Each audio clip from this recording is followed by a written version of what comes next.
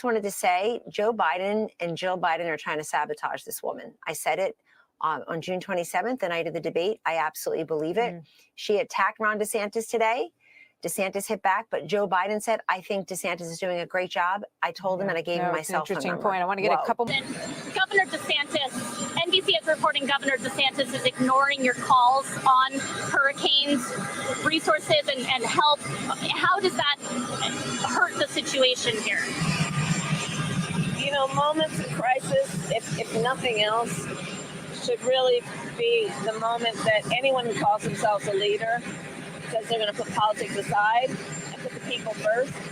People are in desperate need of support right now, and playing political games with this moment in these crisis situations, these are the height of emergency situations, is just utterly irresponsible, and it is selfish, and it is about political gamesmanship instead of doing the job that you took an oath to do, which is to put the people first. The governor of Florida has been cooperative. He said he's gotten all that he needs. I talked to him again yesterday.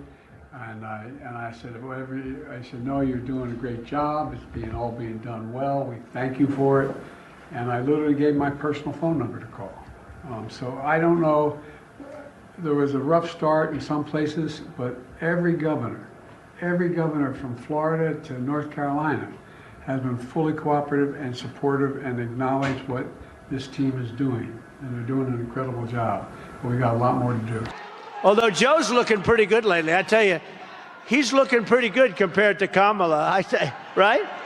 It's the first time I said, you know, this guy's starting to look sharper. He's starting to look sharper because we're comparing it, and he's angry at her, and he hates her. The only question is, I think he hates her almost as much as he hates me. No. And I think he might be willing to, he can't take much more. It was an overthrow, okay? It was an overthrow. And he's having a hard time saying, you know, he did it voluntarily. He didn't. They pulled out, you know what they did, right? Article what? 25. That's what they did. And they said, you're sick. You're not going to go on. He got 14 million votes. He got 14. Think of it. He got 14. She got none. And this was really, this was an overthrow.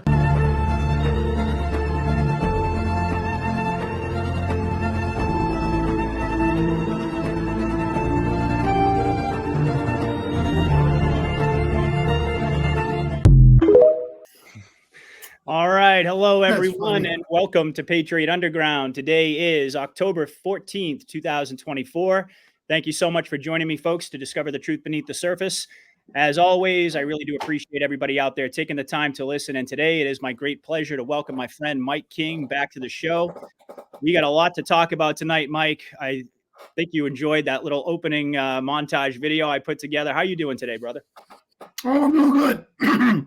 Enjoying this lovely fall weather and just enjoying the, final weeks of the show, knowing, well, I can't say I know the exact ending. I don't know the twist, but I know the general ending. So it's very comfortable, enjoyable. Yeah, pretty entertaining, right? Absolutely. Yeah. And we got Trump kind of putting that question out there, right? You notice how he went only so far. He said, I think he might be willing to. And then he paused. And then he talked about the 25th Amendment. There's been a lot of speculation about whether or not fake Biden might actually, in an October surprise moment, endorse Trump. We could certainly touch upon that a little bit tonight. But as we typically do, we're going to use Mike's incredible articles and research as the basis for our discussion tonight. And I thought we could actually begin by exploring a couple of recent ones that really highlight the central question in the minds of so many patriots out there. And that is the degree of white hat control over the optics that we're being presented with on virtually every front right now.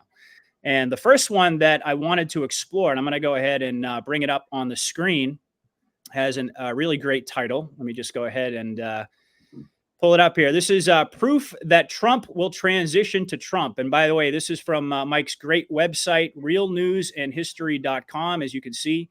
And by the way, Mike does this full time. This is his job, his career. And as you can see up here, you can become a sustaining $5 a month patron to support Mike's work. But I actually go and check out the anti-New York Times every single day. It is a absolutely fascinating read, and Mike puts together and really coalesces all this information into very short, digestible articles that the audience can really benefit from. So why don't you take us through this one here, Mike? Of course, we've got the picture of Trump with the kind of like the jowls coming down here. Is this the real Trump? Is this not the real Trump? And just kind of take us through the article. Sure. Well, I think he's taken a well-deserved rest. And the early Q posts, which now I think we could see were meant to be the ending or in the beginning. You recall they said, while these operations are taking place, he'll be in a secure location. So I don't know if it's for his security or that of his family, or just the old man is taking a well-deserved rest. But so many of these appearances at the rallies and other venues, they're just not him. I've got him pegged at 6 foot to absolute most 6'1". He's not 6'3". There's Elon Musk, who's 2 inches shorter, is taller now. So it's a lot of, they're doing the CGI and they're doing their impostering with Trump, which isn't surprising. So it may be a combination of the two. You never know if there's a wild card out there, assassin. And I don't mean these fake assassinations that we're going through. But it could just be the man needs a rest. Yeah, and he actually said when he left that you'll be seeing me again in some form. He made a lot of cryptic statements. We know that Q famously told us that POTUS is 100% insulated, right? So how could that happen? How could you actually be 100% insulated if you're still out there in the public?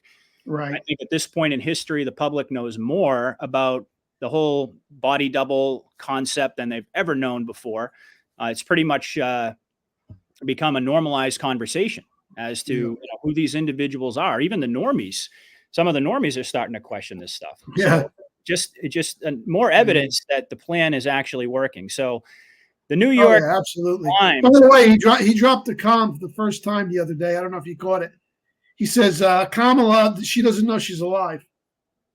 Yep. So that's what he's been saying about Biden. That's exactly And right. then he had also said on an earlier occasion regarding, what was it, her an interview maybe, says she tried to give an answer, but she choked. She choked like a dog. Yep. She was executed by hanging. That's how I interpret it to me. Absolutely. So these are the comms. Yep. Absolutely. So this is an article by the New York Times, or the Q York Times, as we like to call it. Yeah, or the New York with a Q Times. Right. Yeah. And, you really have to monitor things almost on a daily basis. That's what I do. Otherwise, these things just get missed and nobody picks them up. But I picked them up. And right now, my emphasis in reading the Times isn't so much rebutting and discrediting their articles, as I've been doing since 2013. It's actually looking for the comms, and that's all it is. It's clearly this newspaper, such an important, essential newspaper, arguably the most important in the world, because as goes the New York Times, so follows the rest of the fake news, the piranha press, I call them, nationally, and then also internationally. So, of course, if you're going to have a white hat continuity of government takeover, that's got to include the paper of record. And they absolutely have this paper under their control. And one of the manifestations of that is the constant comms every day. Okay? And here's one that I caught. This isn't so much of a comm as it is a very, very unusual story. That unless you're well steeped in what's going on, it'll just come and go and you won't pick it up. Certainly the Times readers won't pick up on this. But there's the headline. Trump holds up transition process. I emphasize that in bold red. Skirting ethics and fundraising rules. So apparently there's a set of protocols in place for both political candidates to facilitate the transition. So it's contingent. Whoever wins has got to be ready to hit the ground running. Yep. And what the article is about is it calls it a significant break from precedent that could threaten the seamless transfer of power. And I open with the observation. I says, this is strange. Here you have Trump on one hand speaking with absolute confidence about his return, right? Mm-hmm. And yet his people are not, and they say this is unprecedented in the article, they're not complying with the so-called transition process. Yeah, they missed 2 key deadlines, apparently. Yeah, they're just blowing it off. Mm-hmm. And I asked the question, I mean, why is he going to complicate things for himself? This is not consistent with the actions of somebody who expects to win. But there's the quote from the article. Mr. Trump's team has missed key deadlines, et cetera, has also failed to sign an ethics plan that is required to jumpstart the process. Well, the reason they're dragging their feet on the transition process is because there's not going to be any transition. Mm-hmm. We're going from 45 to 46 to 47. That's right. Dash matters. And the article emphasizes that this is unprecedented. Nobody's ever done this before. Okay. Yep. So that is a major, not so much a com, but a clue, one of so many. And it's not like you just cherry pick what we want to fit our theory and go with it. What I'm saying is these are out there for the picking in all media. You see them. I see them day after day after day. And the other article we're going to cover tonight, it's even more obvious. That's right. Absolutely. And it's interesting because I recall Trump was asked back in 2020 whether or not he would accept the election results and whether he was going to comply with a peaceful transfer of power. And he paused for a moment and he said, well, frankly, it's not going to be a transfer. It's going to be a continuation. And that's what this reminds me of. Right. So now it's like we transitioned. There was like a continuation in 2020. And now the same thing is actually happening again. We've got the New York Times, which is, of course, like, as you pointed out, supposedly the paper of record, which is actually starting to move more and more and more into our camp. We know that the White Hats are actually in control. I don't know if you saw this, Mike, but just the other day, I think it was a couple of days ago, I want to say, there was a very interesting headline, a New York Times headline. I'll just bring it up real quick. I just took a quick screenshot of it. It says, this is New York Times, Musk is going all in to elect Trump. And then right beneath it, there's a little excerpt from the article. And it says, this article is based on interviews with 17 people familiar with Musk's thinking and operations as election day approaches. So yet again, another example, we're starting to see the 17s in the New York Times. That's pretty amazing. Yeah, it is. I mean, there's just no doubt about it. Mm-hmm. And like I said, all of these so-called attacks on Trump are just cosmetic street cred stuff. Because, exactly. they still have their liberal audience. Exactly. But, and I read that article. I found it to be very neutral, as you pointed out, the tone. Oh, so many of them are. Yeah. Yeah. And by the way, that was Maggot Haberman on that one. Oh, our friend Maggot Haberman. She's been a very good girl lately. Yeah. Maggot Haberman specifically targeted and exposed by Q as an operative. She's gone. There's no question she's gone. But all of her stuff these days is neutral and objective. Mm-hmm. And even the editorial stuff that the Times puts out, the Krugmans and the Friedmans, the real vicious hacks, it's toned down substantially. They're not pumping out hate. They're just pumping out cosmetic opposition against Trump, just to maintain the illusion. And contrast that to what they did in 2016, and then even after Trump was elected in 2017. I'll never forget the day, and I did a rebuttal on this. It's at my old site. I'll have to dig it up from the Wayback Machine once that gets back online. But there was a day in 2017 where the Times launched 35 attacks in one article against Trump. Some of them in the form of news stories, some of them in the form of editorials. 35 attack ads masquerading as journalism against Trump. Yeah, even the sports page, right? I remember that. That's right. Well, I commented in the article, I said pretty soon they're going to be attacking him in the sports page. And the very next day, they had a story about the controversy of Tom Brady in New England endorsing Trump. Mm-hmm. Yeah. And they were just vicious and personal. And now this. So now it's totally under White Hat control.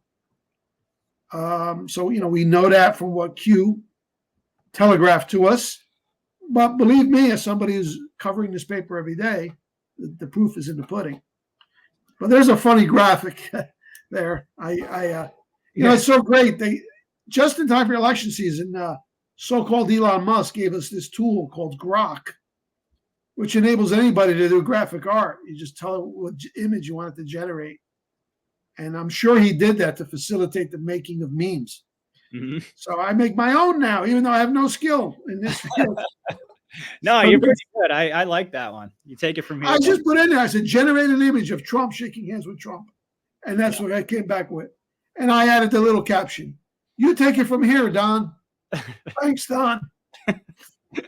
Yeah.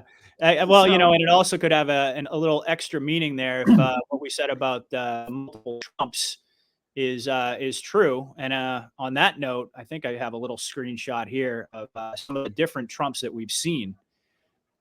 Oh, yeah. And you can tell, I mean, definitely not the same guy. This particular post, I can't remember exactly where I found it, but it was kind of focusing on the smile, the teeth, the expressions. It's just, you can tell it's not the same guy. And the one that you had with the the kind of jowls coming down there, that's not the same Trump that we always see on TV. So, skin tone is different. Yeah. The height is different. So there's just, so many questions surrounding who we're actually seeing. Right. But and the same goes for Melania and the children. Mm-hmm. And I even saw a fake daughter-in-law, Lara Trump. So, this family is under protection. I agree. For sure.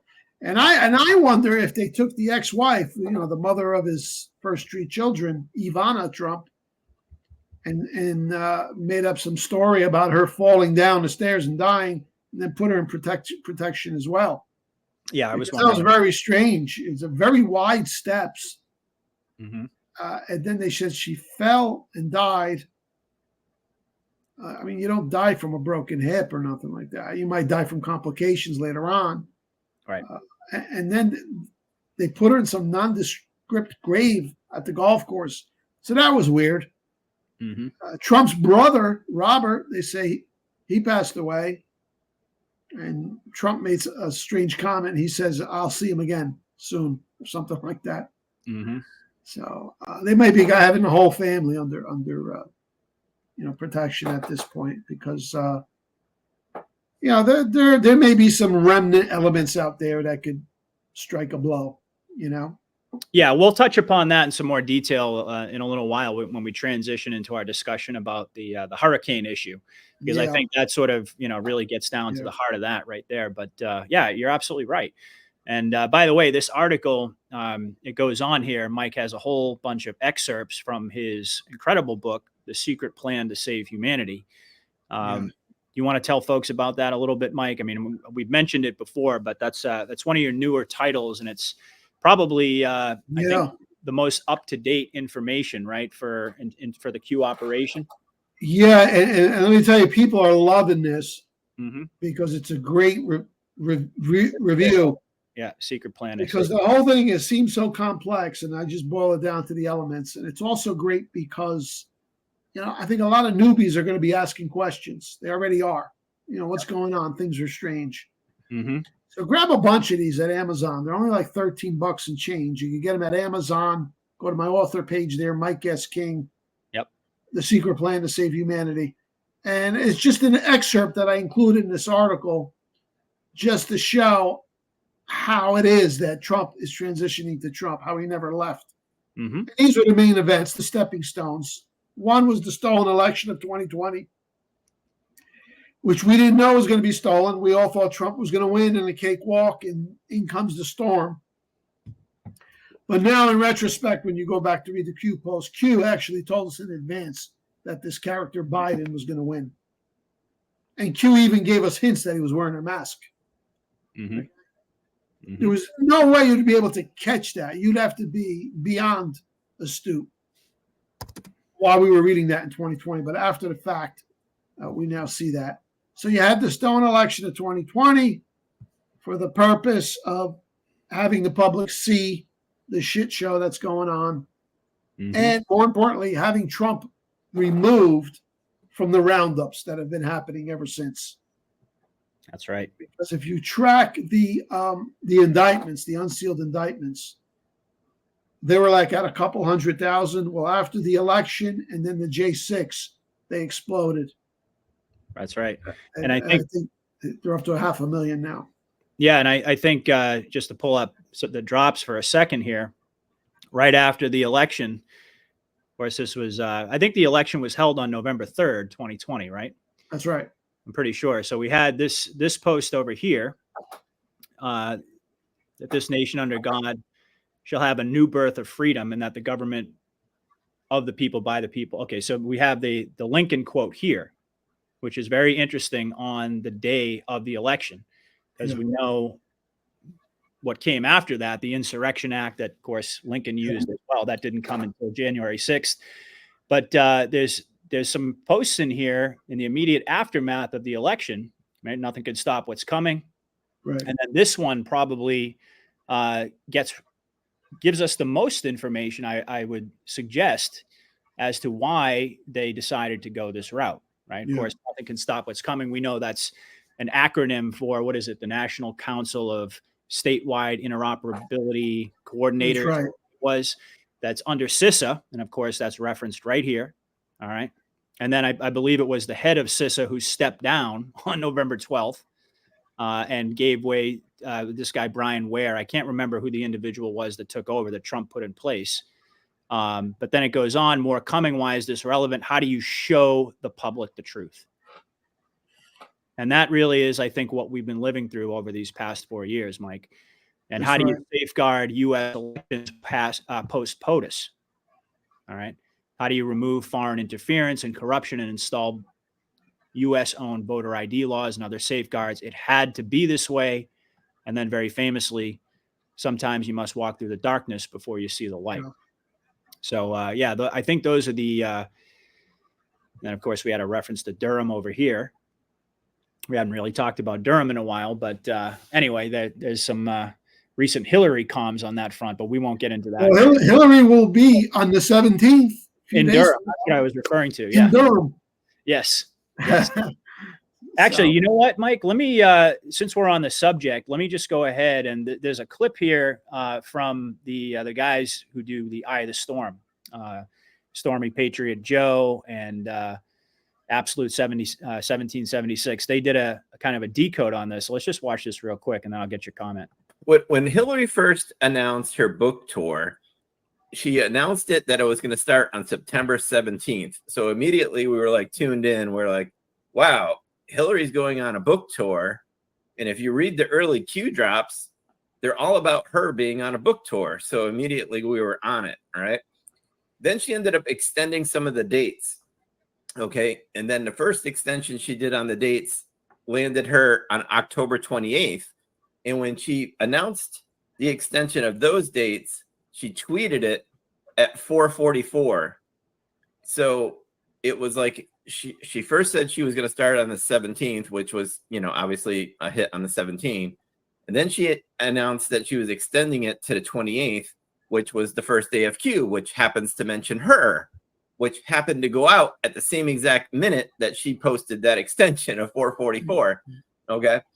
And another Anon pointed out to me, hey, you also notice on this 17th coming up, October 17th, she happens to be in Durham, North Carolina, which, we had the Durham investigation. We have the Durham boats was in Washington crossing the Delaware, all that type of stuff. So another kind of Q-ish thing is October 17th. But in the wild and wacky thing that keeps going with this, she extends it again to October 30th, and she'll be in New York, in the Southern District of New York. And the very first Q mentions October 30th, HRC will be arrested. So we'll just have to see if that hits. Imagine if that hits ads, how wild that would be. I reckon if that hits, then what I said the previous episode about the storm tweet becoming the biggest Q proof of all time, that thought would go right out the window. Because if that shit hits, my goodness. And that, just as a disclaimer, that's not us sitting here saying it's going to hit. We're just pointing out the comms. It's a pretty crazy coincidence, no matter. Yeah. So there you go. And in that tweet, I covered this on Dave's show a few weeks ago. Hillary opens up hashtag CGI 2024. It's been a whirlwind. The best is yet to come. So you have to understand, and your audience does, I'm sure, that Hillary's gone. She's long gone. So this is Q speaking through the voice of Hillary. CGI 2024, the best is yet to come. And it says, get ready for the grand finale. Mhm. What is the grand finale? Well, it's that date, October 30th. Mischief Night, also known as Devil's Night. The Witch, an eve of Halloween. It does align perfectly. And like I said to Dave and Mark, don't everybody hold me to this. Okay, I'll just put it this way. If the date of her arrest was like a game of roulette and I had to pick a number, drop $10 on, I would pick October 30th.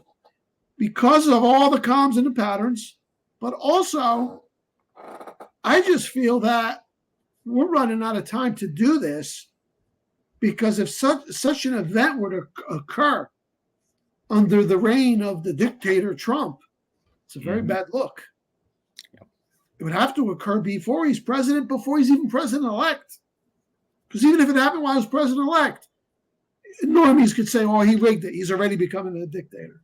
That's just the way I see it. Yeah. So there's only like 4 days between October 30th and November 3rd or 5th. There's only less than a week. Yep. So I'm going to wake up that morning with a lot of anticipation and subdued excitement. Yeah. We'll see what happens, but boy, wouldn't that be huge? Oh my gosh. Hillary getting arrested would be the biggest news. Arrested on the date, exact date that Q said, 7-year Delta. Oh my goodness. That would be amazing. So we'll see.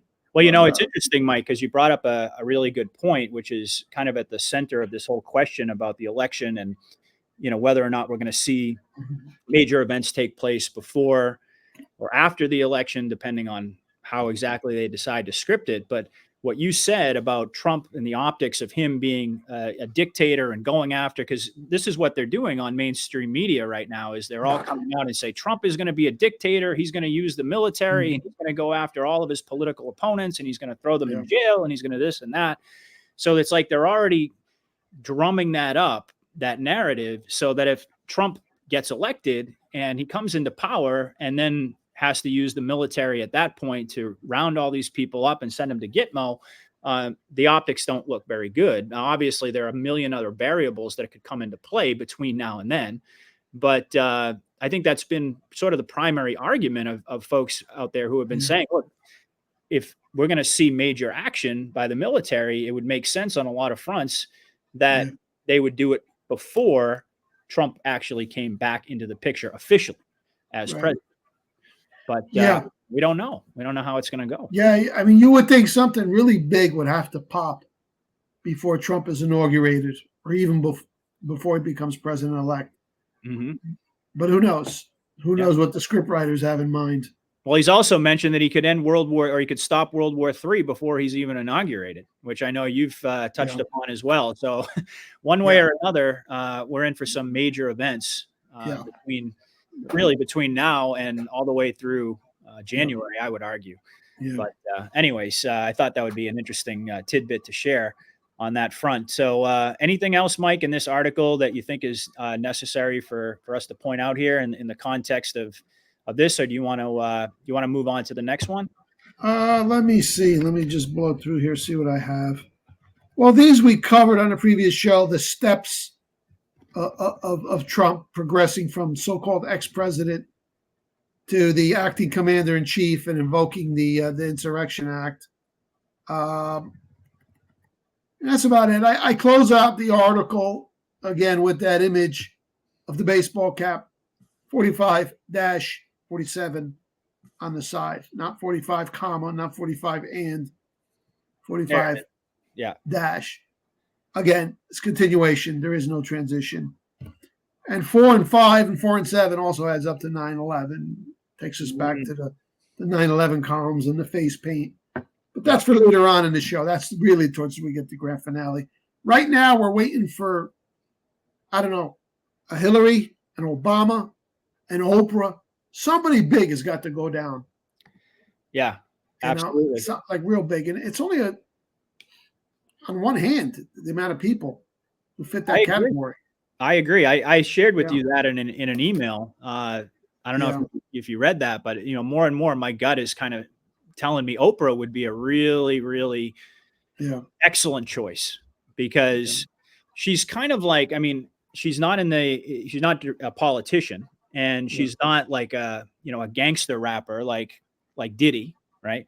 Yeah. She's someone who for many decades has been welcomed into the living rooms of Americans and people all over the world, but particularly in America, as a trusted voice. Yeah. And of course, she's got all of these charities. She's got the Oprah Book Club, and she's got the normies really wrapped around her finger. So when you really think about that Q post, that it's the not the first arrest will shock the world. That gets misquoted all the time, but it's the first unsealed indictment will trigger a mass pop awakening. Yeah. And when you think about it, how many, like you said, how many people really fall into that category? I mean, Diddy was huge. Don't get me wrong. Yeah. I think that Diddy was just the spark that's going to lead to much more. Right. We all know that that's the case. Not like groundbreaking analysis here. We all know that Diddy's really just the beginning, and he's going to lead to Obama and people like Oprah. But Oprah really, I think, would shock the world. I genuinely think that she would. I'm going to use that phrase, shocking the world, because I actually, not to quote the Q drops, but because that's what I actually believe that would do. Most people, imagine if they wake up one morning and they go on TV or they go on their phones or the computers and they see that Oprah Winfrey has had an indictment unsealed against her for human trafficking and crimes against humanity. I mean, that would trigger a mass pop awakening like nothing else. That's right. And you take people like Hillary, who's already despised by more than half of the country, at least. I would say probably the same is true for Obama. I mean, the Black community absolutely despises this man. Yeah. So they're huge dominoes that need to fall, and they're more, in a lot of ways, perhaps they could be more significant than others. But Oprah, when you're thinking about it from the perspective of the white hats and triggering that mass pop awakening where people suddenly just snap out of their comas and they're like, holy crap. First it was Diddy, now Oprah Winfrey. Yeah. How many other people could you really put into that category? It have to be somebody who triggers a mass disillusionment. Yeah. And even among people who hate Hillary and Obama, they would never expect this. Even Republicans won't expect what human trafficking? Are you kidding me? Yeah. Or even if they don't go to the human trafficking right away, if they go to the Russia hoax, and they nail them for like phony FISA warrants and things like that, that would be big enough. So, but yeah, I would like to see one of those three pop. Maybe a Tom Hanks.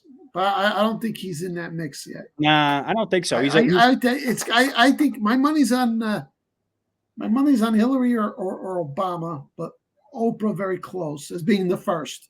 And ideally, it's got to happen soon because if it happens even before the election, then it doesn't matter who Trump rounds up after the fact because then people will understand that this was ongoing.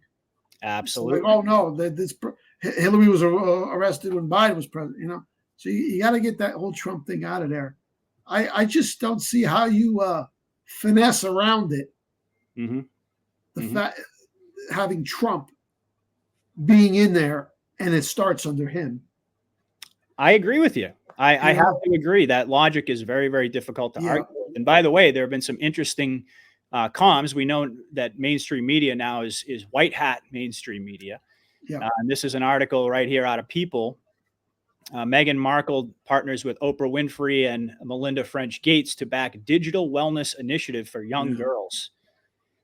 And then if you scroll down and you look at this, it's very interesting, this image here.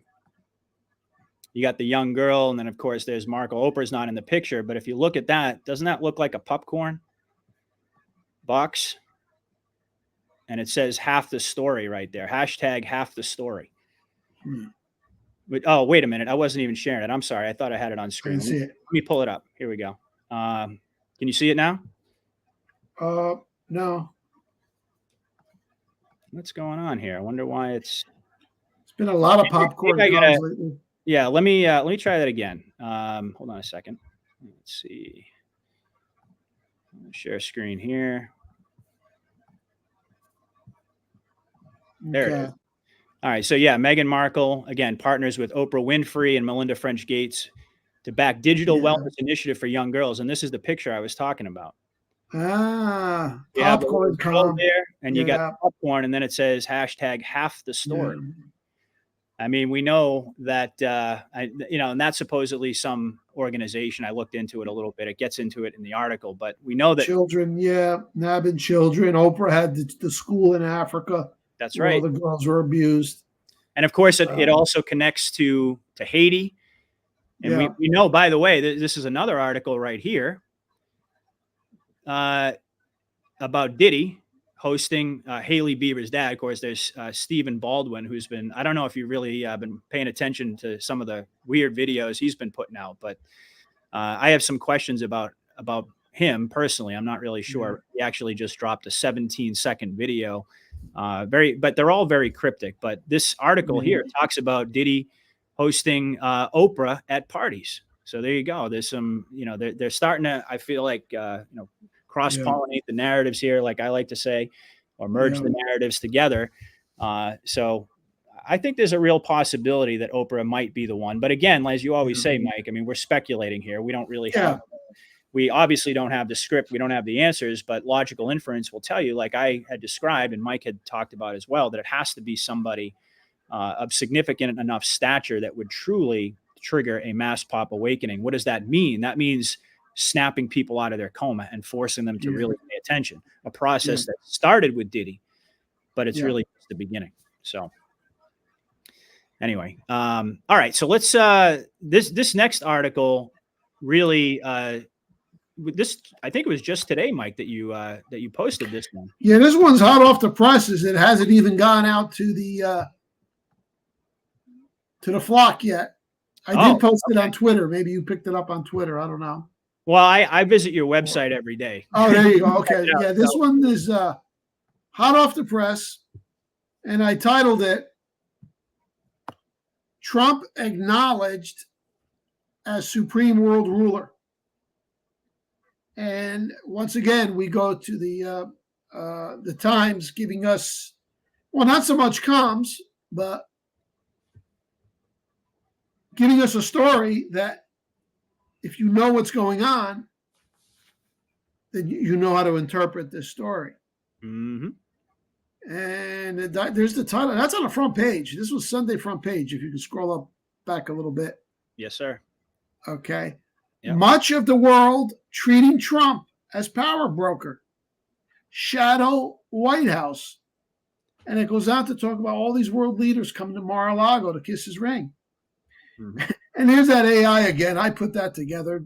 Grok generate an image of Trump as world ruler. And that came up. I'm gonna have to check that out. I could have some fun with that. It's a really fun tool. Yeah. Now, by the way, this is really blew my mind years ago. You know, his name, Donald, first name Donald, in Gaelic means world ruler. Really? Yeah. So I guess that's where the Don comes from. Oh yeah, wait. I think you mentioned that. Did you mention that? Familiar? Yeah. Okay. The Donald means world ruler. Gaelic. Yes, I remember now. Okay. And then Trump, which is an Anglified version of the German name Trumpf. But Trump, of course, means, you trump somebody. You triumph over dramatically. Like you play the trump card, Trump. Mm-hmm. Put the two together, the world ruler triumphs. That is literally his name. Wow. And this is not just an American thing. We know from Q-Posts, we know from observation that this is a worldwide military alliance with the American military, whose commander-in-chief is Donald Trump. taking the lead. So the world ruler triumphs. How about that? Amazing. That is amazing. Providence really played that one very well, for sure. That's absolutely. God has a sense of humor. He sure does. There's the caption. In the years since he left the White House, former President Donald Trump has remained a force in international politics, meeting with a number of foreign leaders and operating out of his Mar-a-Lago estate in Florida. And it's just a remarkable article in two respects. I mean, one is all of these world rulers coming down there to meet with him, ignoring Joe Biden and coming to meet him. That's a remarkable story in and of itself. Mm-hmm. Right? Yep. But even more so, and I always like to say, look for the stuff that's not happening in addition to the stuff that's happening. Well, what is not happening? What's not happening is this. Where is the uproar, the outcry from the demon rats, from the fake news media, saying this is inappropriate, this is illegal?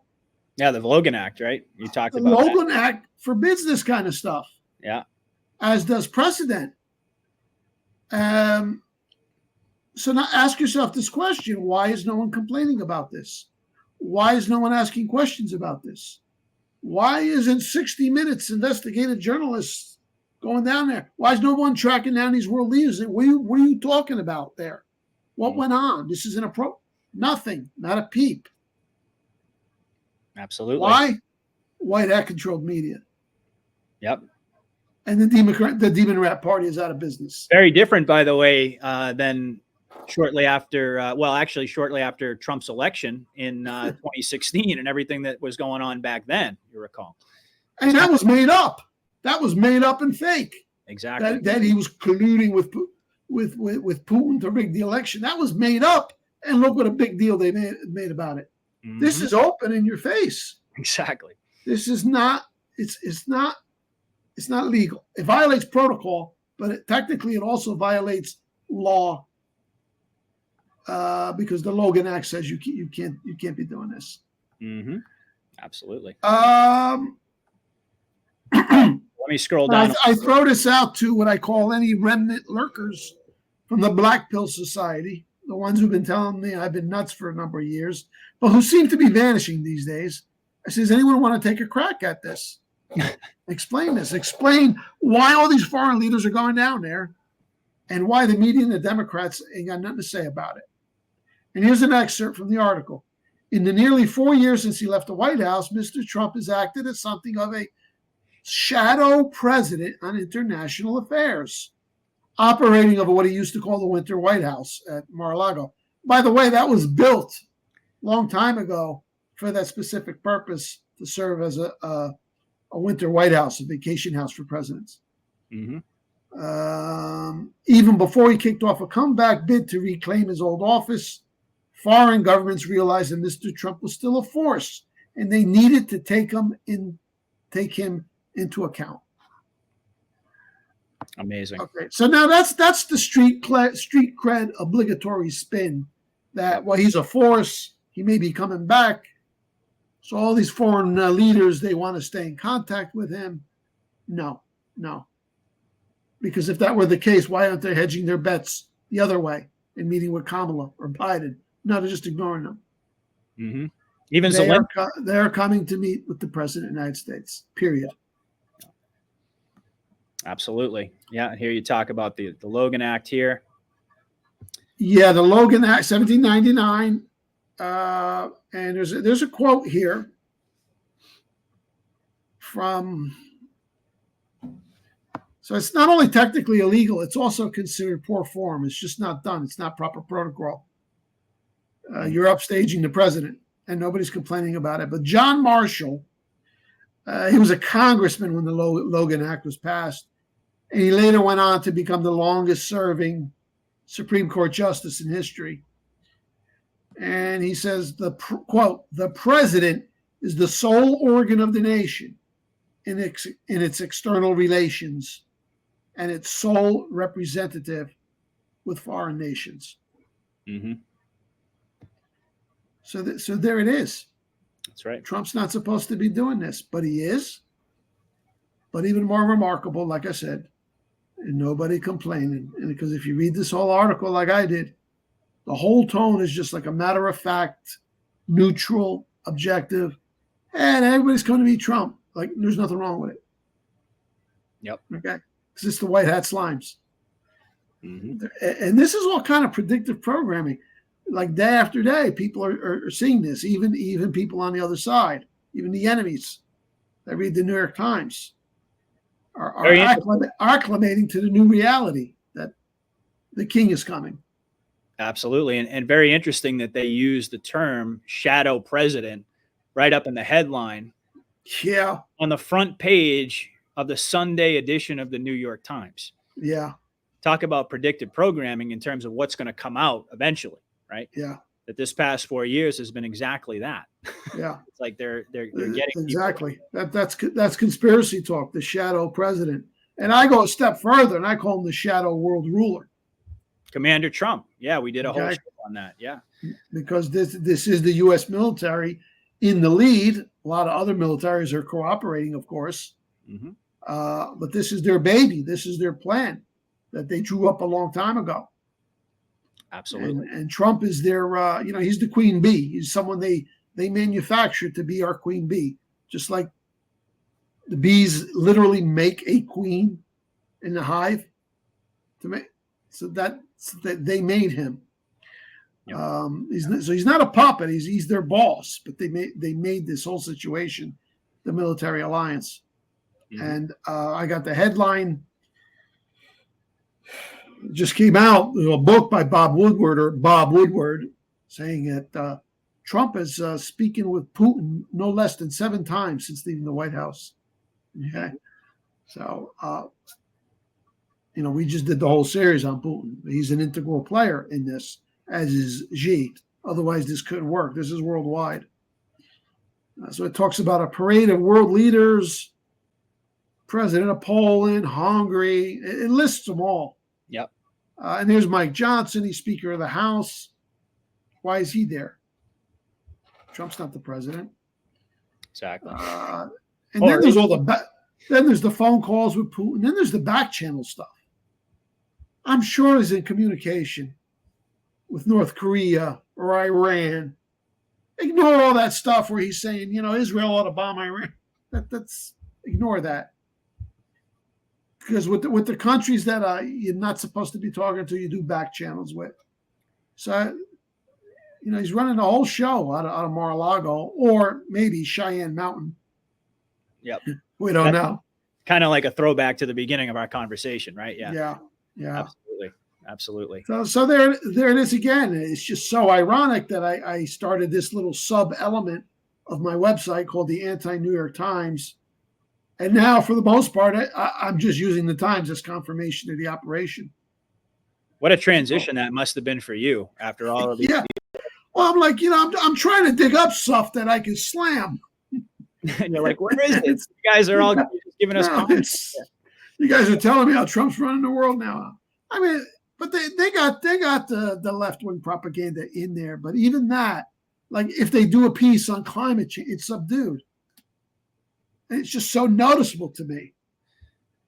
Yeah, absolutely. Yeah, I can imagine when you first picked up on that transition, how strange that must have been for you to pick up the New York Times and be like, wow. Well, it was strange, but it was so gradual that it hooks you into it because they didn't shock their readers either. But it just gradually.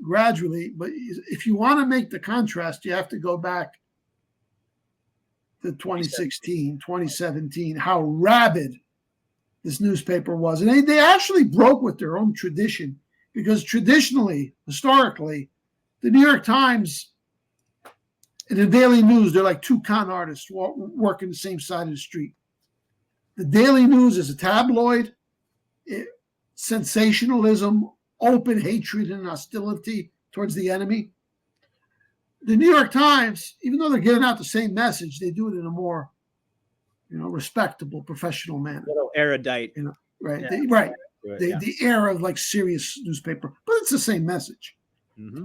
But when Trump came along, they degenerated into a carbon copy of the Daily News, just vicious sensationalism, outright lies, nothing subtle about it, just totally hack partisanship when Trump came on the scenes because he triggered them. Now, it's almost an objective. It's almost like watching C-SPAN. It's pretty incredible, isn't it? It really is. It really is. Yeah. All right. Well, listen. So before I know we're going to try to keep this to about an hour and a half today. So before we pivot into talking a little bit about the hurricane, because you had another great article from the Slimes, Yeah.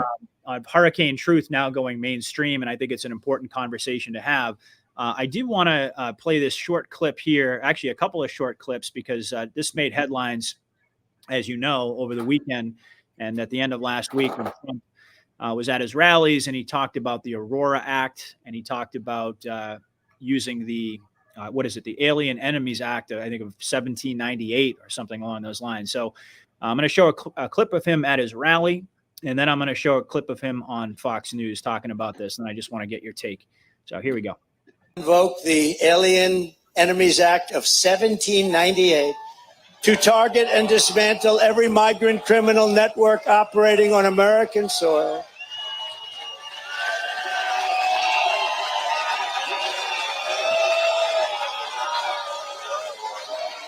And we will call it Operation Aurora. That's what we're going to, in honor of the people that have suffered in Aurora at the hands of this horrible gang, Operation Aurora. And if they come back into our country after we're going to throw them out so far, you wouldn't believe it. But if they come back into our country, it's an automatic 10 years in jail with no possibility of parole. 10 years. Let's remember, you've got 50,000 Chinese nationals in this country in the last couple of years. Yeah. You have people on the terrorist watch list, 350 in the last couple of years. You got, like you said, 13,000 murderers and 15,000 rapists. Right. What are you expecting? Joe Biden said he doesn't think it's going to be a peaceful election day. Well, he doesn't have any idea what's happening in North Carolina. He spends most of his day sleeping. I think the bigger problem is the enemy from within, not even the people that have come in and destroying our country. By the way, totally destroying our country. The towns, the villages, they're being inundated. But I don't think they're the problem in terms of election day. I think the bigger problem are the people from within. We have some very bad people. We have some sick people, radical left lunatics. And I think they're and it should be very easily handled by, if necessary, by National Guard, or if really necessary, by the military, because they can't let that happen. It's not. So there you go. Now, my understanding, and you and I have had discussions about the importance of declaring a national emergency and legally what that gives the president the authority to do.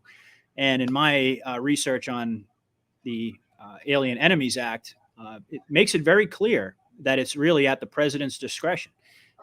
He does not have to go through the normal process, the normal legal process. This is a wartime type of an action. So talk a little bit about that and how you see, how you see those comms that Trump is delivering perhaps factor into what we might see over the next several weeks. Yeah, again, radical action like that, which is just the replay. We already did we're already under the Insurrection Act. But again, this is all for the public consumption. Exactly. It has to be preceded by an emergency or a radical action on the part of whoever, the internal enemy, the enemy aliens, whoever he wants to go after. So, again, we go back to that theme. Something big and bad has got to happen. Something's got to break. And maybe it'll be in the form of a stolen election that they blame on migrants, and they catch it right away. And then you have your controlled left-wing riots. That, to me, is the most practical scenario. I'm not saying it's the only one. But there's just got to be something to justify. You can't just come in and say, okay, I'm president. We have an immigration problem. I'm doing the Insurrection Act. Exactly. I'm doing the Alien Act. No, something's got to happen. Something's got to break. Absolutely. And on multiple fronts. Again, you have this convergence with the foreign policy stuff. Biden, who does not exist, just sent 100 troops to Israel to man defense missile systems to protect Israel against fictitious missiles coming from Iran. So That's right. They're cooking up something there. No doubt about it. And they're saying that, Trump is asking for military protection leading up to the election. Yeah. There's been all this talk about surface to air missiles and Iranian hit squads. And so it's, again, another example of how they're cross-pollinating the narratives. Like they're taking this whole assassination narrative and now they're making it a geopolitical issue. Yeah. So it's going to, tie in Iran. And we know, now it's come out that North Korea supposedly is, I think Zelensky came out and said that North Korean troops are fighting alongside the Russians. So, I mean, all of these pieces now are starting to come into, they're coming into view, but you can see how you can't tell exactly how they're going to fit together, but it's like, Yeah. It looks like a convergence of a foreign and a domestic crisis coming together. Yeah, and let's not forget the economic crisis as well. I mean, I think Trump save us. Exactly. So, yeah. Before I forget, something quick, which I just picked up today, because I always like to go back and look at a handful of Q posts. You get that second, third, fourth look. You always pick up new stuff. If you got the Q boards up there, can you put in there, nobody is sleeping? Sure.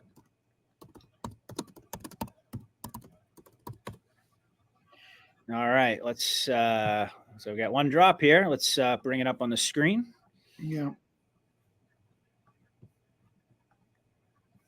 I totally missed it, but I catch it now because we're always talking about the execution theme song from the Sum of All Fears, which is Nessun Dorma. Yes, sir. Tie in 4, Nobody Sleeps. So there it is, right in the Q post. Nice little gem I picked up today. I like that. And the following line is also a little intriguing. It says, "Let that sink in." Is that the famous sink Elon Musk carried out of Twitter? I don't know. But certainly nobody is sleeping literally translates to Nessun Dorma. Wow. And he's still playing it every rally at the end. Wouldn't that be something if that turns out to be a Delta in 2024 after Trump gets elected and inaugurated and, but again, speculative in terms of how they're going to take down all these people. But I am 100% aligned with you in the sense that there has to be an event that precipitates, whether we're talking about the military coming forward, whether we're talking about the arrest of people like Oprah or Hillary Clinton, there has to be some sort of a major flashpoint, because in the minds of the normies, and I think this is sort of central to the way that the Q team has put this plan together, and thinking from the perspective of the normies out there, this can't just come out of nowhere. There has to be an actual problem. Right. It's almost like problem, reaction, solution, but in a good way. It's like we've talked about. They're using all of the deep state's tactics, but they're flipping them around in a reverse psyop. They're taking that problem, reaction, solution, gaslighting that the deep state has always used as a weapon against we the people, and they're actually flipping it around in order to set the stage for everything that's about to happen. And how many times have we seen Trump recently, just in the past couple of months, get up there at a rally, at a speech, whatever, and talk about why we had to go through the last 4 years. He always says, terrible, we had to go through this, but now we're going to be able to do things. Yeah. Going to understand it. They're going to have, it's perfectly aligned with everything that we've talked about. And of course, the source itself, Q told us, you just can't tell people. This isn't, I guess it's show and tell, right? Yeah. But it's a very different version of that. But yeah, I think that's absolutely on target there. So, all right. So let's, anything else, any other points you wanted to make on that, Mike, or we can transition to the hurricane? No, that's it. Just, stay tuned. We'll see how even the hurricane story is yet another indicator. Absolutely. That's why I wanted of where the times is going. Yeah. You betcha. Hurricane. These are just regular news stories now, and I'm pulling them out of the Times. Incredible. They're It's doing incredible. our work. It's just so many. And this is what I do. It's almost every day. Yeah. So what happened as a result of the events of the last 2 weeks with Aline and then Milton? Well, we talked about now the not so much normalization, but I would call it the universal seeding of this theory of manufactured storms. Doesn't matter if a majority of people still scoff at this. It doesn't matter. They're seeded with the idea now, and they really weren't before. Mm-hmm. And you have the Times here with this headline here. Made a big story about it. Bizarre falsehoods about Hurricane Helene and Milton disrupt the recovery efforts. Now, this is most unusual because I know how these people operate, and I study history, and I could go back 100 years. It's unmistakable, their methodology for counterattacking against stories that they don't want out there. Mm-hmm. The first thing they will always do, this is invariably, this is a template. They don't come out and attack. They give the silent treatment. Remember Ron Paul? Let's just pretend he's not there. Yep. He's raising all this money. He's got all this grassroots support. Just ignore him. Put him on the far end of the stage. And then there was that famous incident where Fox did a poll and Paul was second, but they only put first, third, and fourth on their screen. Do you remember that? They Yeah. left his name. Yeah. Yeah. Silent treatment. I do. Yeah. USS Liberty. 37 U.S. sailors murdered in broad daylight by the Israelis in 1967. Yeah, we talked a lot about that. Yeah. The next day, not even a tiny blurb in the back pages of the New York Times. The same for the day after that. Just give the silent treatment. Yep. And I can go through countless precedents. They don't want to address somebody's a threat to them, or there's some story out there or some idea, kill it with the silent treatment. Mm-hmm. Only when that doesn't work do they escalate and acknowledge it and attack it. That's step 2. Yeah, it's the same thing they did with the Q drops. And the Q, they ignored Q for a couple years, but it grew organically. And then the Twitter, and I mean, some of these accounts just had like millions of followers in the Facebook. Eventually, they did front page hit pieces on QAnon, New York Times, Washington Post, only because they were forced to. But their first approach towards Q movement was at least a year and a half of silence. Yep. Okay. When this and is when the they can't ignore radical, you, they attack. Now with Trump, they went right away to the attack because his name was too big. He come down that escalator, right? He's been famous for 30 years, and he's saying boldly attacking the establishment. They went right to attack mode. But generally speaking, not generally, invariably, the first line of attack is the silent treatment. well, not only that, he was an existential direct threat to their power structure. He was too imminent. They didn't have they couldn't give him the silent treatment. No. Right, exactly. Yeah. So now with this hurricane, prior to these hurricanes, outside of our circles, our echo chambers here on the internet, who was talking about weather manipulation? Nobody. Okay.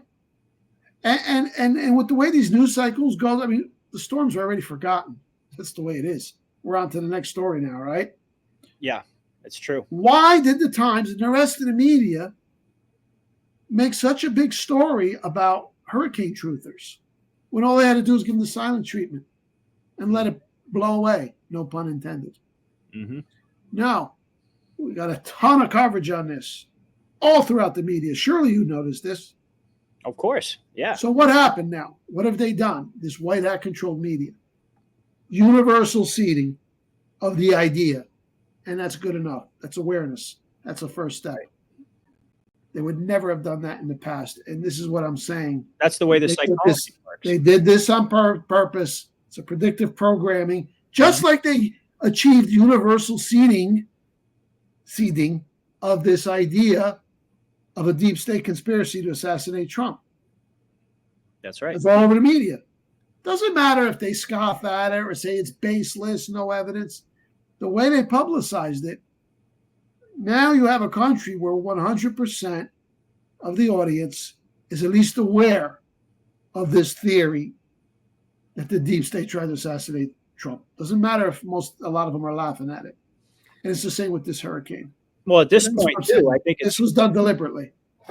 I'm sorry to interrupt, Mike, but I think at this point it's almost better for them to scoff at it a little bit because they're losing so much credibility. And I know you've talked about this, that the genius of what the White Hats are doing with the mainstream media.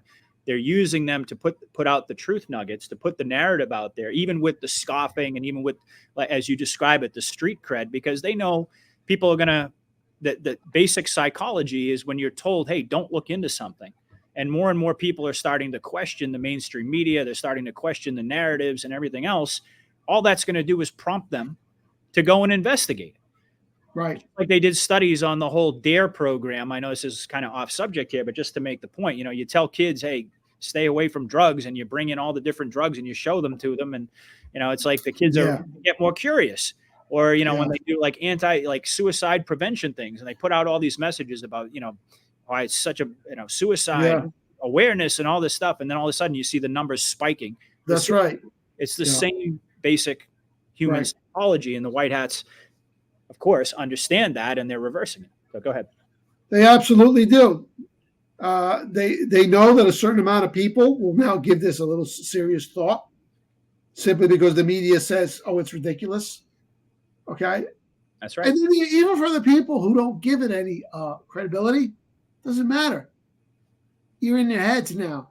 Mm-hmm. So if it's if at some future point in time, when all the revelations of all the scandals and the criminality starts to come out, if they want to go down this route, people already prepped to a certain degree, whether they like it or not.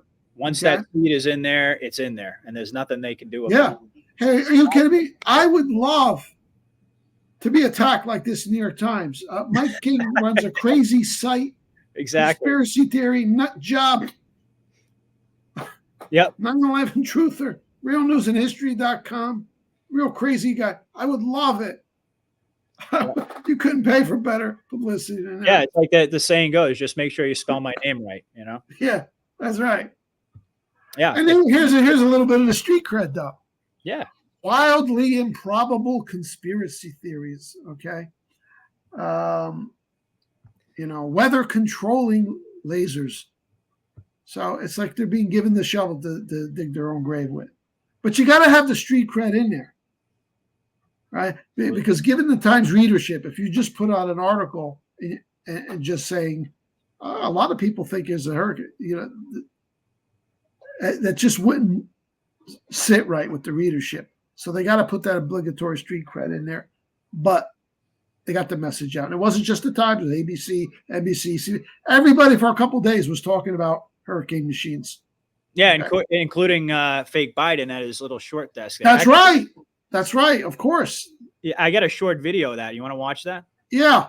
This was a huge boost for us. Let's watch this, and it actually ties in a couple other clips as well. But it's only a couple minutes worth watching. Here we go. Now, I want to be clear about something. For the last few weeks, there's been a reckless, irresponsible, and relentless promotion of disinformation and outright lies that are disturbing people. It's undermining confidence in the incredible rescue and recovery work that has already been taken and will continue to be taken. And it's harmful to those who need help the most. There is simply no place for this to happen. Former President Trump has led the onslaught of lies. Now the claims are getting even more bizarre. Congresswoman Marjorie Taylor Greene, a congresswoman from Georgia, is now saying the federal government is literally controlling the weather. We're controlling the weather. It's beyond ridiculous. It's got to stop. Hurricanes, from Hurricane Helene to Hurricane Milton, are giving new life to an old conspiracy theory and lie. Until this week, it was mostly confined to the fringe corners of the internet. The theory goes that the government controls the weather by dropping toxic chemicals from the sky and these trails that planes leave behind. It does not. Those trails are just water vapor. This is a theory that has long been debunked. The technology's potential to alter weather patterns and benefit certain regions of the world at the expense of other regions could trigger sharp opposition by some nations. Another example is the array of technologies, often referred to collectively as geoengineering, that potentially could help reverse the warming effects of global climate change.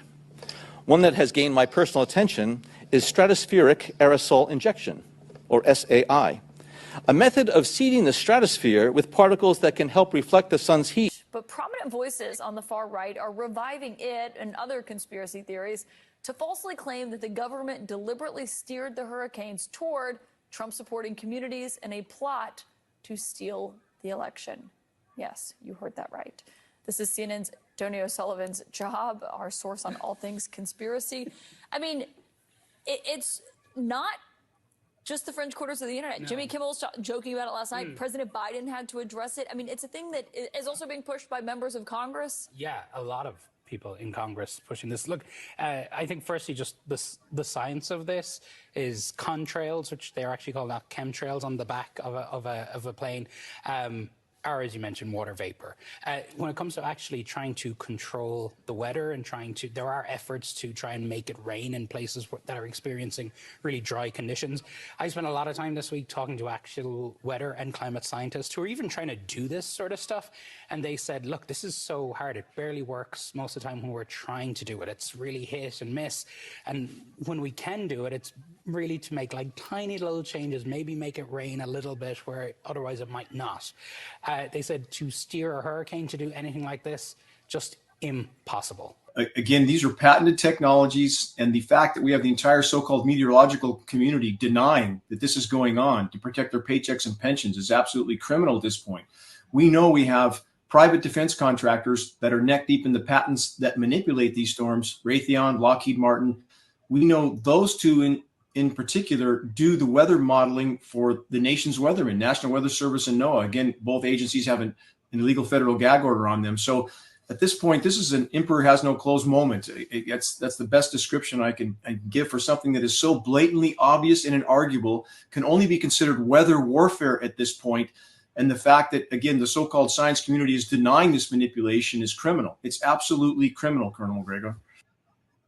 So there, you can see the example there. All right. So, I mean, it started off with the whole short desk speech by Biden, but I kind of, spliced those together to show how they're, the mainstream media is putting out a narrative. They're putting little nuggets of truth in there. They're kind of encouraging folks to go out and investigate, because like we talked about, that's the exact psychology. More and more, I think people are coming out of their slumber. So anyway, I thought that would be a nice way to sort of to augment this discussion about the hurricane here. Yeah. Well, it needs to come out. And with these storms, including the recent one, sometimes it's, it's hard to tell. Was the storm natural? Was it steered? Was it embellished? We don't know. But what we do know, what I firmly believe, I've always believed since that time. Technology exists, that's for sure. Was the technology exists, and that's what CNN. I'm going to say the big precedent is Sandy, Hurricane Sandy. That's right. Yep. Of 2012, and if you'll scroll down to give a little background on that. Sure. You got some images. Go down to the images. There is this it. This is it. Yeah, it's just got to populate. Okay. There we go. This was October 24th, and Obama's in a very tight re-election race against Romney. Not that Mitt Romney's anything to write home about, but you had this competition between the crooks but for the cabal, they're that's their man was Obama. So they had to save him because there was a good chance he was going to lose. So this is just 2 weeks before the election, not even 2 weeks. This hurricane hits the immediate capital of the country. It really wasn't a hurricane by the time it arrived here, but the downpour and the surge of the water was just epic, historic, not like that ever happened before. But what was strange about it is anyone who lives in this New York, New Jersey area knows all these hurricanes, nor'easters, they all kind of take the same path. They come up from the south, they hug the coastline, and then they kind of tail out away. So sometimes Long Island will get hit. The tail end will get hit pretty hard. But we never get an actual hurricane or an epic storm surge of this level. Sometimes we'll have horrific rainfalls and rivers will flood. But what happened here, and all the meteorologists acknowledged this and they commented on it, how strange it was. And then they come up with their explanations, their pseudoscience. But it made like a hard left turn. Mm-hmm. So it's going away from the East Coast, going out to the Atlantic, hits the brakes, comes left, and you could not have positioned it any better. You see this little graphic here. It's like someone put the hurricane right in the New York harbor. Yep. So you had maximum damage, New York, New Jersey, the Jersey shoreline. It was horrible. Beach was just wiped out. Long Island too.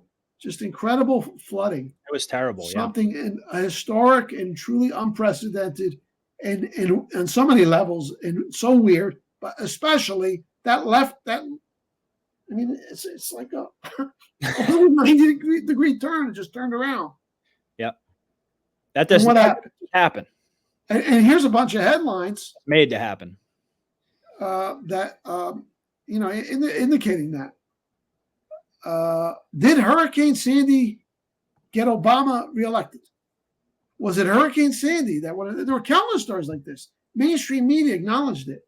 And if you recall, what's his name? The guy who spits, Chris Matthews, the rabid little communist. Oh yeah, MSNBC, who we don't see anymore. I was going to say I haven't heard his name in a long time. Yeah, hopefully he got a bullet in his head at Gitmo, but we don't see him anymore. But he actually came out and said, I hate to say it, it sounds awful, but that hurricane that probably pulled it out for Obama, because once the storm hit, all of the political ads and the attack ads against Obama, they stopped. You can't do that. The nation's in mourning. And Obama shows up to New Jersey, and him and Fat Boy, who wants to be the future president, doing all these photo ops, and he's hugging people, and that's all you heard in the media. How presidential he was. Yep. How compassionate he was, and that gave him the edge. Yep. Gave him the edge. And Americans have a very short memory, as you know. So it's always about recent thing that happened, and then they just forget about everything else. Yeah. How are you going to fire this guy? I mean, look at him, man. He's hugging the people, the poor people on the Jersey Shore. Mm-hmm. Yep. But that thing was rigged. That thing was rigged, and I hope they get to the bottom of it. And maybe all of this talk of that we recently heard, the universal seating, is setting the foundation for that. I agree. And you know what else is interesting is that, and you saw that in the CNN clip there, Mike, is how they're taking this whole narrative about weather modification and HARP, and they're connecting it to chemtrails. Yes. Actually connecting it to the climate change agenda. See, I think that's just yet another example of how all of these things are kind of linking together. They're stimulating this conversation now. People are getting educated about whether or not it's possible to actually control the weather. And obviously they can, but of course it's also tied in to this whole, what started as global warming and then gradually became climate change. I know you wrote a whole book on that. Oh, Climate Boogeyman. We got to do a series on that one. Yeah. So I think we're setting this up so that we're going to have more disclosure on the fraud behind climate change and how it that's got to come out. Yep. With these weather modification technologies, which obviously exist. Yeah. I think it was Q the Storm Writer put out a post recently, and I remember seeing this a while back, but I had forgotten about it. I think it was a guy named Ben Livingston, who was a U.S. Navy physicist in the 60s, who developed the cloud seeding technology. It was supposed to be used in Vietnam and Korea as a weapon. But this guy came out and said that for 40 years, controlling hurricanes has been a priority of the U.S. government, and that this technology is operational. So the information is out there. The clip that I showed you, I can't remember that gentleman's name who was on with Colonel McGregor, but another expert as well. And this stuff is going viral all over the internet. Yeah, it is. And how about CNN showing an actual chemtrail? Yeah, and saying people think, what are those things? Yeah. They could have shown a contrail, because there are certain cases where we see the contrail where it just dissipates after 5-6 seconds, right? Mm-hmm. But no, they showed an actual chemtrail. Right. Water vapor just dissipates. Doesn't stay Yeah. in the atmosphere. I mean, come on. And that's that's just yet another example of what they're doing here. They're showing people they're generating that cognitive dissonance for the people out there who still actually have Yeah. somewhat of a functioning brain. And it's interesting country. that Marjorie Taylor Greene was also the one who was all over those directed energy weapon fires. Yes, in Lahaina. Okay, so she's a white hat, but now she's thrown that out there. Yep. Because if we're going to do a thorough cleansing, all this stuff's got to come out. The 9/11, the forest fires, the hurricanes, directed energy that's got to be down the road a little bit. People aren't prepped yet for that, but they will be once we start locking up Hillary and Obama. That then it's sort of like those icebreakers, those big Russian icebreakers in the Arctic. Once they start to tear through, all the fissures go, and then all the ice clears up, cracks all over the place. Yeah, and we can also, I mean, you mentioned it here in your article, hurricanes. We're talking about hurricanes, but also earthquakes. My goodness, have we seen earthquakes? Yeah. And that ties in, of course, to the whole subterranean war. We're not going to get into that tonight, but just an enormous amount of technology that exists that it's just, you can tell that they're priming the pump for that disclosure. But actually, I found this part of your article very interesting here. This, can you take us through this kind of working hypothesis and take us inside of the way that you're processing this whole thing? Because the last time you and I spoke, we kind of threw out different possibilities. Is it a natural storm? Is it the deep state actually attacking with these weapons? Is it the white hat somehow steering them together? And we had said that really we needed more information to come out. And this is the Mike King analysis that I was really waiting to see. So why don't you take us through this kind of working hypothesis of how you see this whole event? I mean, obviously, everything that we're talking about, I think, is the most important, which is the disclosure and the discussions, the narratives that are being seeded right now. But for us anons in the community and for patriots out there who are still wondering about this and saying, well, I mean, and I'm sure you've heard countless times already, well, how is it possible that the white hats are in control if the deep state actually still has these weapons and so on and so forth? So take us through your thinking. Yeah. Well, time always sheds light on things. Sometimes there's a 72-hour rule, and sometimes there's a 96-hour rule, or sometimes it's weeks or months. Yep. But now with the passage of time, my personal hypothesis has slowly evolved to the following. This is what I'm leaning towards. Right.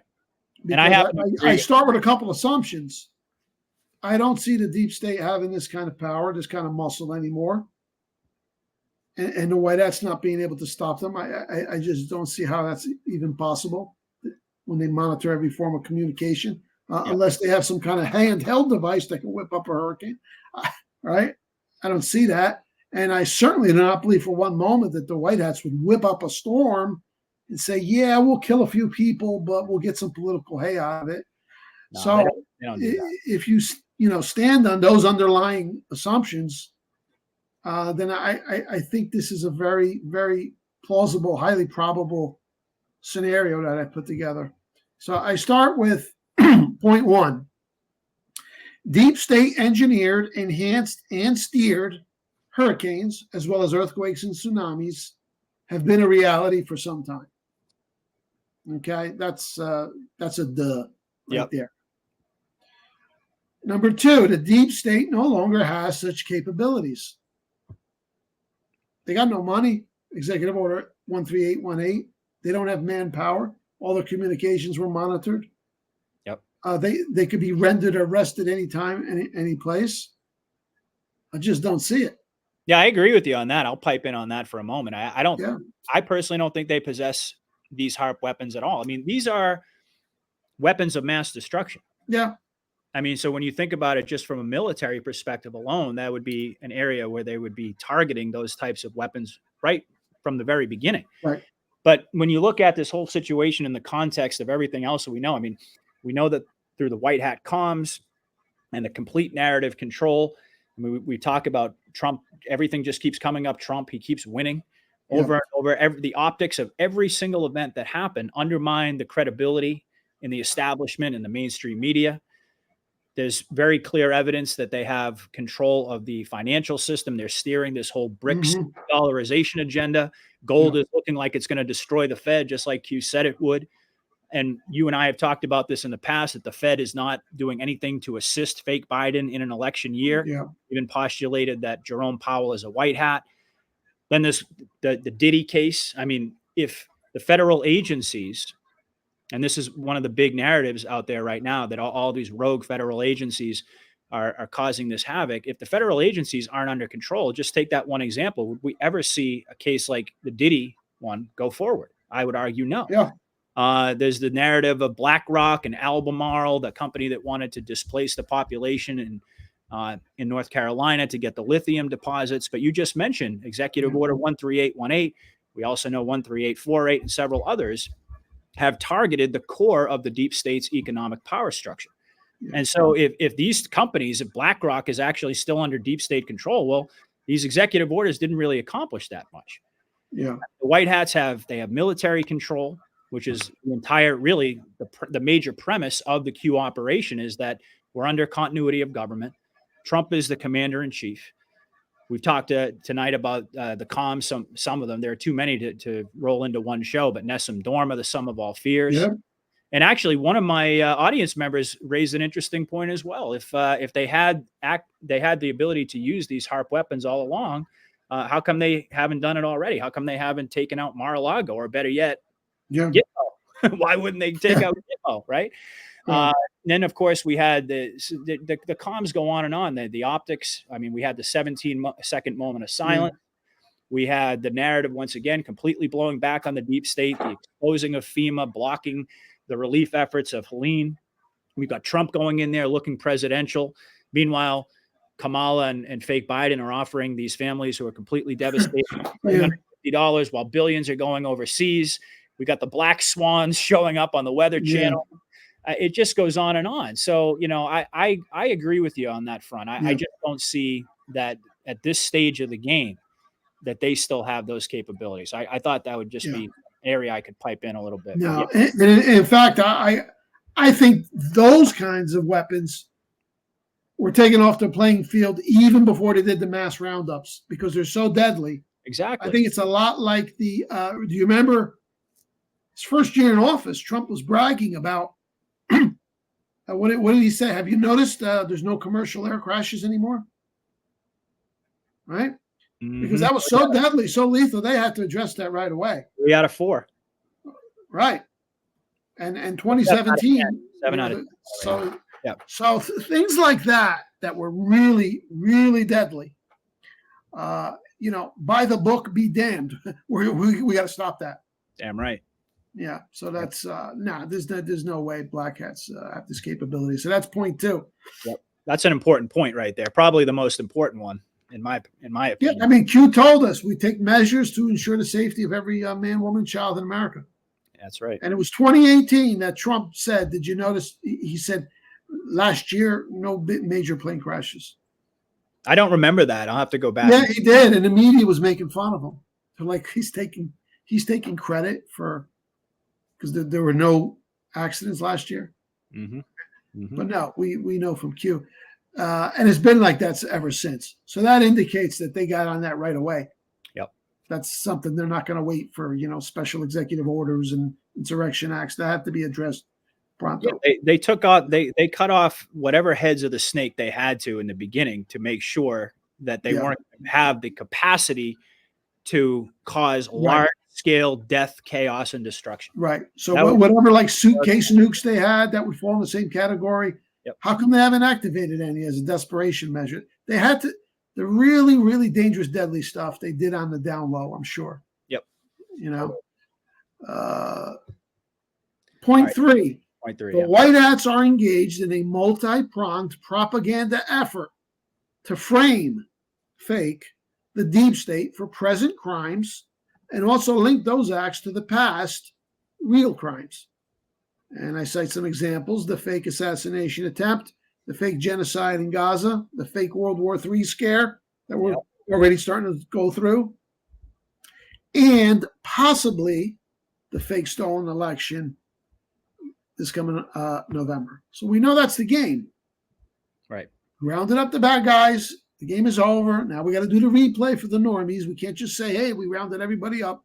So we got to frame them for stuff they're not doing now, but they had done in the past or would have done had they not been stopped. Okay. That's So right. that's critical. Absolutely. And the hurricane would fit right into that category. Yeah, as with the directed energy weapons in Lahaina. I mean, we Right. don't. Oh, yeah, yeah. Happen Lahaina. there, Yeah.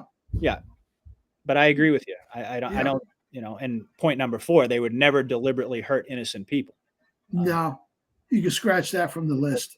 Yep. There's no way that they're not going to do that. They're absolutely incapable of doing that. Right. Okay. They might. Has there been collateral damage in fighting this irregular warfare? Of course. They had to go along with the lockdown. There was no choice. I mean, the COVID tsunami was coming at them. Only thing you could do is roll with the punch and counterattack. But in so doing, I mean, how many businesses were destroyed by that lockdown? And lives. Right. Yeah. And Trump did everything he could to minimize that. He even said in the beginning, this is a hoax, and they destroyed him on that. He said, take ivermectin. They destroyed him on that. Oh, yeah, it's horse paste. Hydroxychloroquine. Oh, that's dangerous. Internal light. Oh, he wants people to drink bleach. I mean, he played it the best they could. But my point is, in making your moves during a war, there's going to be collateral damage. The best you could do is minimize it. But to deliberately kill somebody, no, there's no way. Forget about the idea of I don't even think anybody on our side is saying that the White Hats whipped this up to enhance the operation. No. So scratch that from the list. Yeah, I think it's a possibility that they could be using these naturally occurring storms as cover to have other operations going on. I mean, one example that I point to is Biltmore, a state that got flooded. That's a well-known, it's owned by the Vanderbilt. It's got the swimming pool with the art of the children getting tortured in the swimming pool. And not only that, Asheville, North Carolina, it's since come out as a major trafficking hub. Oh, is it really? Yeah.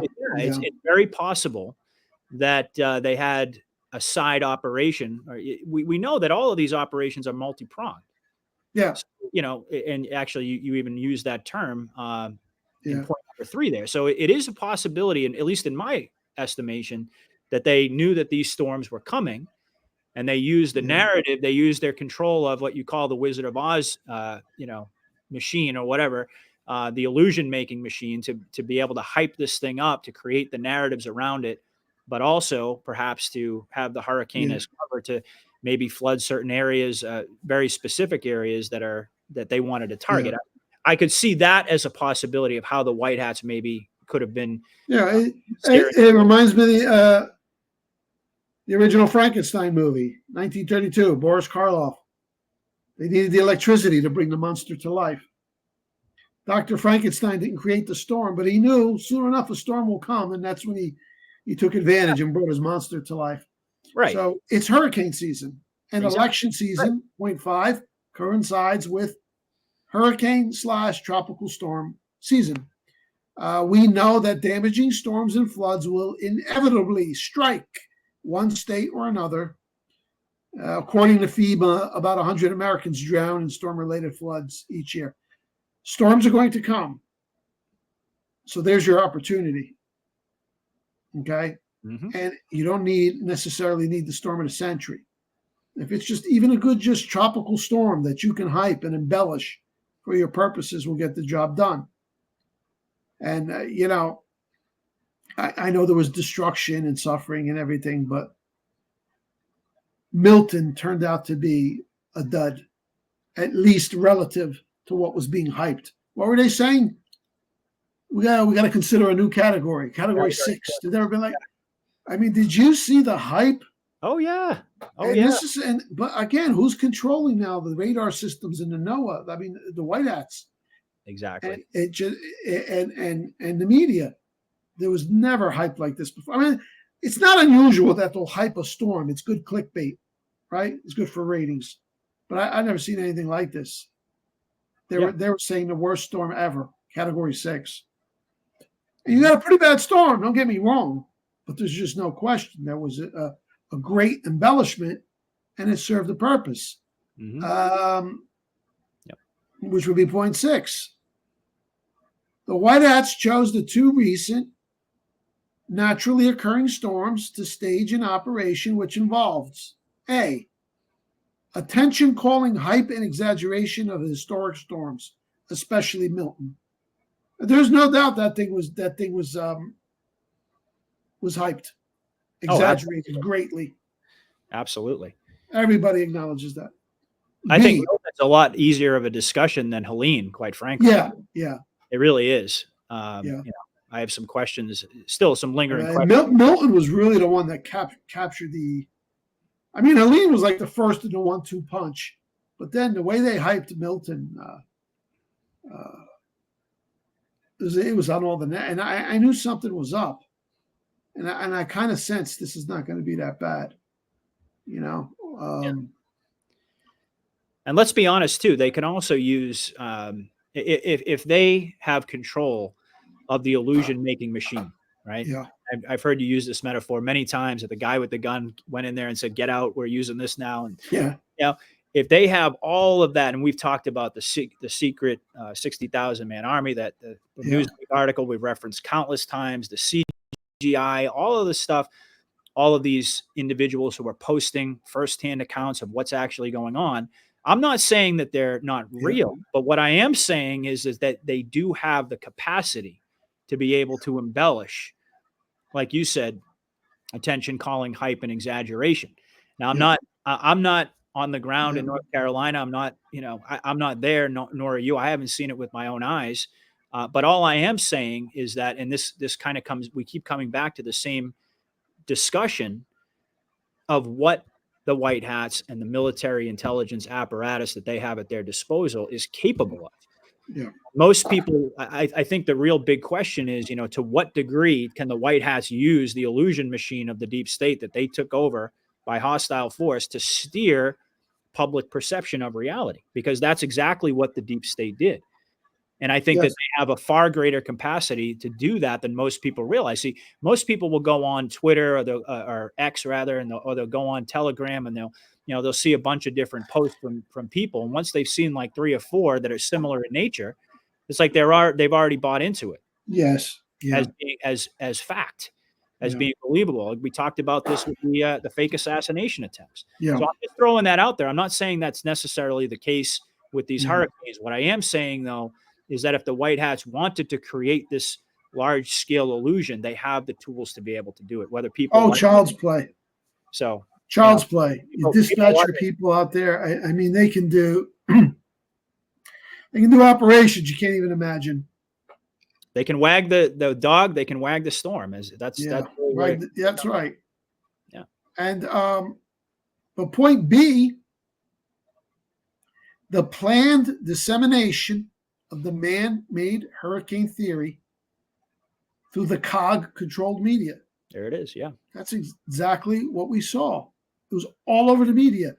And why? If this was a real media, traditional media, they wouldn't even be talking about it, not even to make fun of us. Why didn't they make fun of us in the past? We didn't just start this conversation in our echo chamber. It's been going on a long time. Let's just ignore that.